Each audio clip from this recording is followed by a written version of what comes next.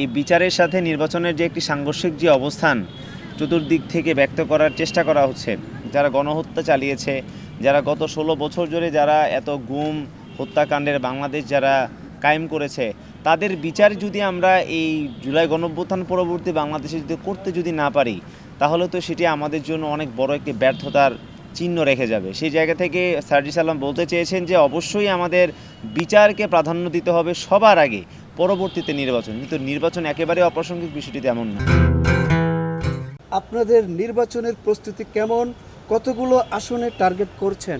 জাতীয় নাগরিক party NCP তার জায়গা থেকে বাংলাদেশের 300টি আসনে প্রার্থী দেওয়ার জন্য তারা প্রস্তুত হচ্ছে। আমরা আমাদের 28শে ফেব্রুয়ারি আমাদের নতুন রাজনৈতিক দল জাতীয় নাগরিক পার্টি এনসিপির আত্মপ্রকাশের পর থেকে আমরা আমাদের কার্যক্রম চালু রেখেছি। এই সারা রমজান মাস ব্যাপী আমাদের কার্যক্রম রয়েছে। শুধুমাত্র রমজান মাস নয়, আমাদের একটি সুনির্দিষ্ট রোডম্যাপ তৈরি করা হয়েছে, যে রোডম্যাপটির মাধ্যমে আমরা বাংলাদেশের ঢাকার বাইরেও জেলা, উপজেলা, ইউনিয়ন, ওয়ার্ড ফরম্যাটে আমরা আমাদের কমিটিগুলো আমরা খুব দ্রুত সময়ের মধ্যেই দিয়ে দিব। আশা করছি আগামী 3 মাসের ভিতরে বাংলাদেশের সকল ওয়ার্ড পর্যায়ে আমরা কমিটি দিয়ে দিতে পারবো। আপনি জানেন যে এর আগেও কিন্তু জাতীয় নাগরিক কমিটির যে ফরমেশনে আমরা প্রায় 450-র মতো উপজেলাতে আমরা কমিটি দিয়েছি। অর্থাৎ বাংলাদেশের প্রতিটি উপজেলাতেই বলতে গেলে আমাদের বার্তা পৌঁছে গিয়েছে। এবং আমরা মনে করি যে আগামী 3 মাসের ভিতরে আমরা জাতীয় নাগরিক পার্টি এনসিপির কাঠামো স্ট্রাকচার বাংলাদেশের প্রত্যেকটি জেলা, উপজেলা, ইউনিয়ন, ওয়ার্ড পর্যায়ে আমরা ছড়িয়ে দিতে পারবো। এবং এটির মাধ্যমে আমরা অবশ্যই মনে করি যে বাংলাদেশের মধ্যে তরুণদের যে জাগরণ, সেই জাগরণ পৌঁছে যাবে বাংলাদেশের প্রত্যেকটি ওয়ার্ডে এবং তরুণরা অবশ্যই আগামী জাতীয় নির্বাচনে 300টি আসনে তারা প্রার্থিতা দিবে। এবং আমরা আমাদের জায়গা থেকে মনে করি যে আমাদের যে লড়াই সে লড়াই সবেমাত্র শুরু হয়েছে। লড়াই এখনও অনেক বাকি। আমরা রাজনীতির ময়দানে তরুণদের যে আবির্ভাব, এই আবির্ভাবের মাধ্যমে আমরা গোটা বিশ্বকেও দেখাতে চাই যে তরুণরা যখন রাজনীতিমুখী হয় তখন একটা দেশ কীভাবে এগিয়ে যায়। সার্জিস আলম বলেছেন বিচার না হওয়ার আগে কেউ যেন নির্বাচনের কথা না বলে। এই কথার ব্যাখ্যা কিভাবে দেবেন? জাতীয় নাগরিক পার্টির মুখ্য সমন্বয়ক সার্জিস আলম যেটি বলেছেন, তার বক্তব্যের মাধ্যমে তিনি এই জিনিসটি বোঝাতে চেয়েছেন যে বর্তমান সময়ে এই জুলাই গণঅভ্যুত্থান পরবর্তী সময়ে আমাদের মূল প্রতিপাদ্য বিষয় হচ্ছে যে গণহত্যাকারীদের বিচার। গত 16 বছরে যারা বাংলাদেশের মধ্যে গুম হত্যাকাণ্ডের বাংলাদেশ যারা চালিয়েছে, এই হত্যাকাণ্ড যারা সংগঠিত যারা করেছে, যারা গুম করেছে, মানবতা বিরোধী অপরাধ যারা করেছে, এবং এই জুলাই গণঅভ্যুত্থানে যারা আমাদের 2000 ভাই বোনের প্রাণ যারা কেড়ে নিয়েছে, তাদের হত্যার বিচার, তাদের এই গণহত্যার বিচার আমাদের মূল প্রতিপাদ্য বিষয় হওয়া উচিত। এবং তিনি তার বক্তব্যের মাধ্যমে এটি বোঝাতে চেয়েছেন যে আমরা যেন আমাদের জায়গা থেকে বিচার যেন না ভুলে যাই। অর্থাৎ তিনি নির্বাচনকে একেবারে অপ্রাসঙ্গ করেননি, বরঞ্চ তিনি নির্বাচনের মাধ্যমে এই বিচারের সাথে নির্বাচনের যে একটি সাংঘর্ষিক যে অবস্থান চতুর্দিক থেকে ব্যক্ত করার চেষ্টা করা হচ্ছে, সেই জিনিসটিকেই তিনি তার বক্তব্যের মাধ্যমে ফুটিয়ে তোলার চেষ্টা করেছেন। হয়তো তার বক্তব্যটি ভিন্নভাবে জনগণের কাছে এসেছে, কিন্তু তার বক্তব্যের মূল প্রতিপাদ্যের জায়গাটি হলো যে অবশ্যই আমাদের বিচার প্রধান বিষয় হওয়া উচিত আমাদের প্রত্যেকটা রাজনৈতিক দলের জন্য। কারণ যারা গণহত্যা চালিয়েছে, যারা গত 16 বছর ধরে যারা এত গুম হত্যাকাণ্ডের বাংলাদেশ যারা কায়েম করেছে, তাদের বিচার যদি আমরা এই জুলাই গণঅভ্যুত্থান পরবর্তী বাংলাদেশে যদি না পারি, তাহলে তো সেটি আমাদের জন্য অনেক বড় একটি ব্যর্থতার চিহ্ন রেখে যাবে। সেই জায়গা থেকে সার্জিস আলম বলতে চেয়েছেন যে অবশ্যই আমাদের বিচারকে প্রাধান্য দিতে হবে সবার আগে, পরবর্তীতে নির্বাচন। কিন্তু নির্বাচন একেবারে অপ্রাসঙ্গিক, বিষয়টি তেমন নয়। আমরা অবশ্যই নির্বাচন চাই। আমরা চাই যে বাংলাদেশের মধ্যে একটি নির্বাচিত সরকার অবশ্যই জনগণের আকাঙ্ক্ষার যে বাংলাদেশ সেটি বিনির্মাণ করতে পারবে। কিন্তু তার আগে অবশ্যই আমাদের বিচারকে ভুলে যাওয়া উচিত নয়, বরং বিচারের মাধ্যমে গণহত্যাকারীদের যেই দোষী সাব্যস্ত করার যে বিষয়টি, এবং তাদেরকে দোষী সাব্যস্ত করে বাংলাদেশের সামনে নজির স্থাপন করার যে বিষয়টি, এটি যদি আমরা স্থাপন করতে যদি না পারি, তাহলে কিন্তু এটি পরবর্তী সময়ে যে কোনো ফ্যাসিস্টের জন্য একটি উদাহরণ হয়ে থাকবে যে তারা ফ্যাসিবাদ কায়েম করে তারা পার পেয়ে যায়।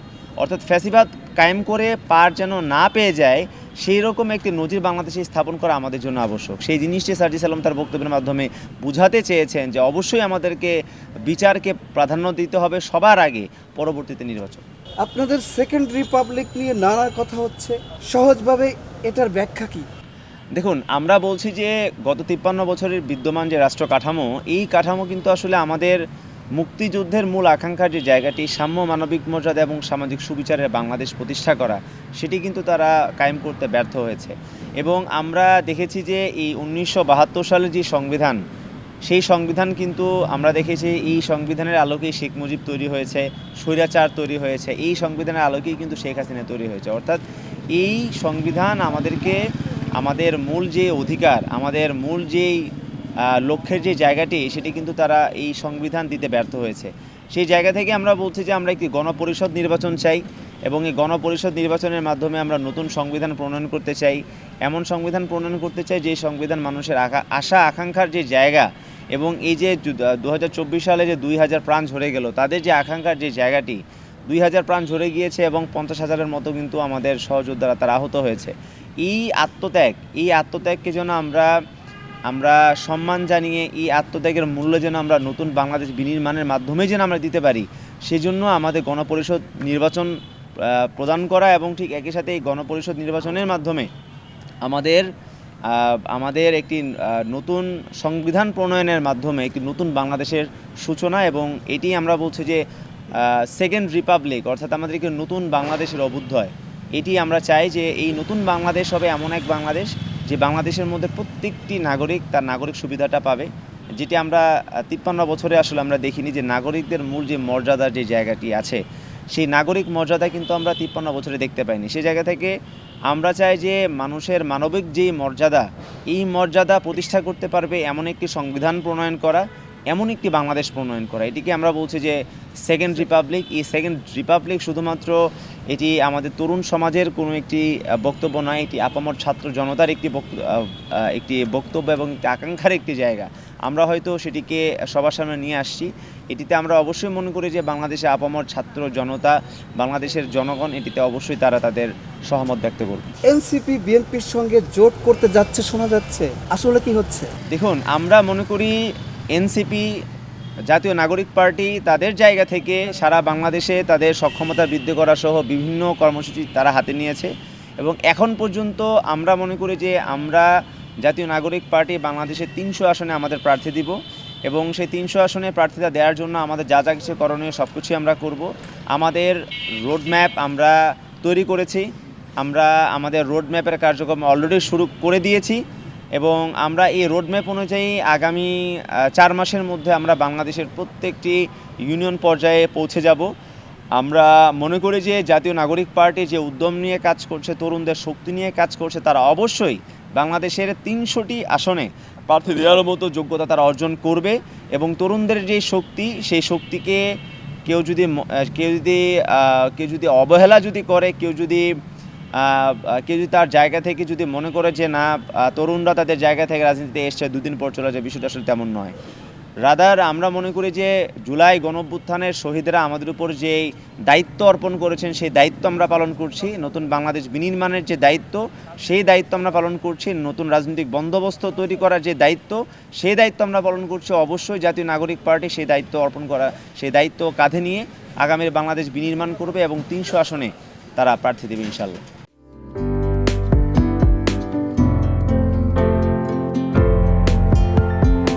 পহেলা জানুয়ারি 2025 ইউটিউব জার্নালিজমের অগ্রদূত changetv.press 6 বছর পেরিয়ে পা রাখলো গর্বিত আমি অত্যন্ত আনন্দিত হলাম যে চেঞ্জ টিভি আগামী কয়েকদিনের মধ্যেই 6 বছর পূর্ণ করবে। আর হাঁটি হাঁটি পা পা করে চলা শুরু করে এখন সে বেশ দৌড়াদৌড়ি করছে বলা যেতে পারে। ও নামটাও অত্যন্ত বলবো যে সিগনিফিক্যান্ট, যে চেঞ্জ, এই গণঅভ্যুত্থান কিন্তু চেঞ্জ চেয়েছে। সেই হিসেবে তোমার টেলিভিশনের, তোমার এই চ্যানেলের নামের একটা যথেষ্ট মিল পাওয়া যায়। আমার প্রত্যাশা যে এই গণঅভ্যুত্থানের যে প্রত্যাশা, যে আশা আকাঙ্ক্ষা, চেঞ্জ টিভি সেটিকে এগিয়ে নিয়ে যাবে। তোমাকে শুভেচ্ছা। চেঞ্জ টিভি যারা সম্পৃক্ত আছেন, যারা কর্মী আছেন, সামনে পেছনে সকলকে আমার শুভেচ্ছা। changetv.press এক ফোঁটা হলুদও নেই। Online TV channel change TV 6 বছর ধরে ওনারা কাজ করে যাচ্ছেন। ইতিমধ্যে জনগণের হৃদয়ে স্থান করে নিয়েছেন। প্রায় 22 লাখ সাবস্ক্রাইবার আছে এর।